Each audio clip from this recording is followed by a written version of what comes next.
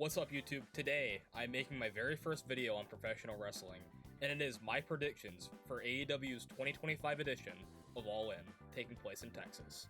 Now, I am recording this before the final Dynamite and Collision before All In, so I may have missed a match or two, and if I did, I will place those in the pinned comment below, so if you're wondering what I thought about those matches, check it out. Alright, first is a match that has not been officially announced yet, but I think it might get announced tonight on Dynamite, because I'm recording this on Wednesday, before Dynamite.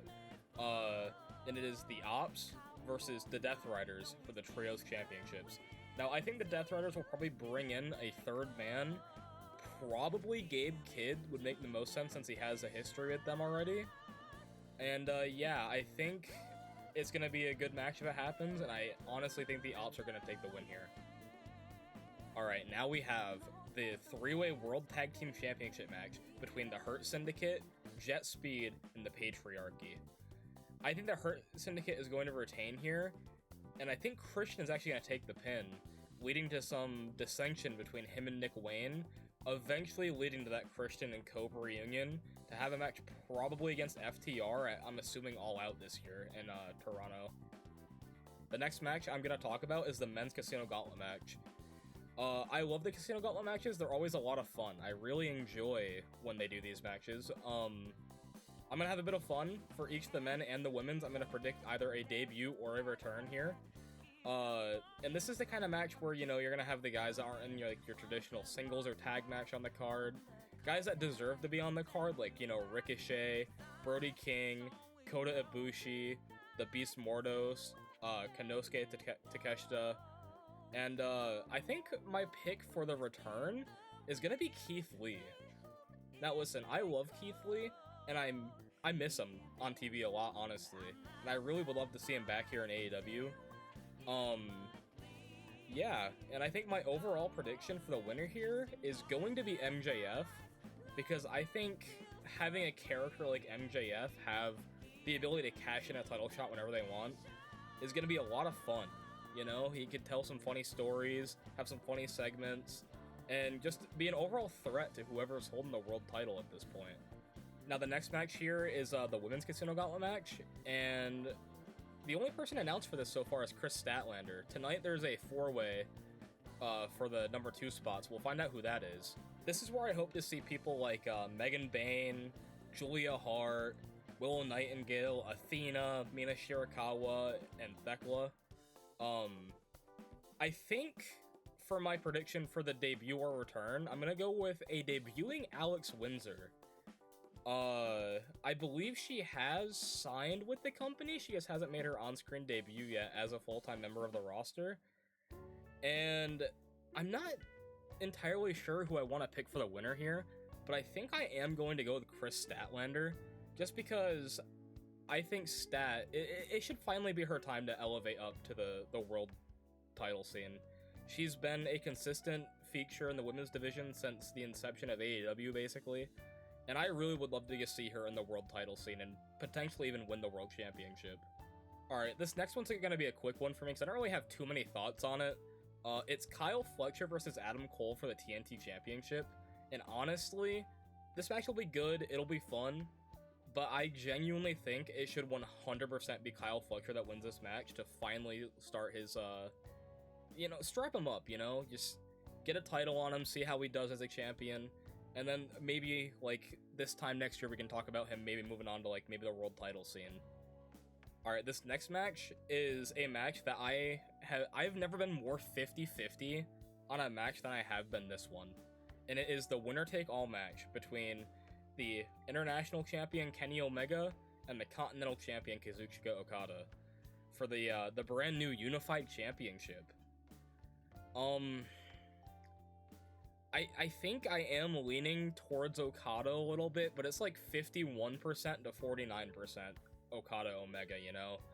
Like, Okada winning this match does tie them overall at 2 wins for Kenny, 2 wins for Okada, and then 1 tie, leaving it open for a potential, like, final tiebreaker between these two some point down the line.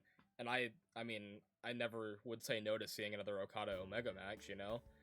So yeah, I think we're gonna predict Okada here. We're gonna go Okada winning over Omega, becoming the first unified champion, being basically the second world champion is what they're building this as. And I'm gonna talk about, after my prediction for the next match, who I would like to see in that title picture to elevate the title up. And that next match is going to be the Young Bucks versus Swerve Strickland and Will Ospreay. Now, if the Bucks lose here, they lose their EVP status. They are no longer EVPs. But if the Bucks win, Ospreay and Swerve can't challenge for the world title for the next year. And I think that is a way more interesting story than the Bucks not being EVPs anymore. Now, I say this, right, because you can have the distinction between Swerve and Ospreay, which could make for a fun story to tell for the rest of the summer and maybe into the fall. But then you can also have Swerve and Ospreay in the unified championship scene, having your two biggest baby faces, aside from Hangman, in that scene to help elevate this New World title. And the idea of having guys like Okada, Omega, Ospreay, Swerve, maybe Ibushi, Takeshita, that is mouth-watering to me. To, just the potential in all those matches for this world title scene. I think that's the route we should go here with this title. Now, that being said, I think Will Ospreay is going to win the world title All In next year, since they're going to be back in London. But that's a whole year from now. That's after this whole stipulation is done and over with. So I think for now, we have the Bucks win, and then you have Ospreay and Swerve inserted into the new unified championship scene to help elevate it up and make it feel more prestigious. Alright, our second to last match we're going to talk about here is the Women's World Championship match, which is also, honestly, another pretty big toss-up for me. I can see a world where either Toni or Mercedes Moné wins. I like the idea of Toni winning because I like the idea of the story of Mercedes having confidence issues, and maybe having her, go on a streak of, just losing all her titles during, a story that you're telling, and eventually have her win something, maybe, a women's C2 they can do later in the year could be fun. Have her win that, and then maybe have her finally bring herself back up, and then eventually finally win the world title as, kind of an underdog overcoming all the odds type story, maybe. Or, on the other hand, you can have Mercedes win the world title All In, and be, the finals, the culmination of her belt collector arc. And then you can move Toni on to something maybe a story with Mina Shirakawa, or just someone else. And I think I'm ultimately going to choose Mercedes Moné to win this match, but if you ask me tomorrow, I might just say Toni Storm. But for the sake of the video and for the sake of this, my pick is Mercedes Moné. Alright, and finally we're on to the main event, which is going to be Hangman Adam Page versus Jon Moxley for the AEW World Championship in a Texas Death Match. This is basically going to be AEW Endgame. We are going to see, people helping Jon Moxley, the Death Riders, maybe Gabe Kidd, the Young Bucks, they're all going to come out and help Moxley. And then, to help Hangman, you're going to have, the Ops, Will Ospreay, Swerve Strickland, Willow Nightingale, and maybe even, some returns from guys like Darby, Sting, Eddie Kingston, and maybe Bryan Danielson, which, Bryan Danielson, please come back. You're my favorite of all time. And, yeah, I think I'm gonna have to go with Hangman here, because I don't know how I'm going to feel if Hangman loses this match. It feels perfect. This is the perfect ending to the story they've told with Hangman over the past couple of years to help him move on to something different, have him win the world title, and let him have the run that he should have had the first time. Hangman never should have lost the world title to CM Punk.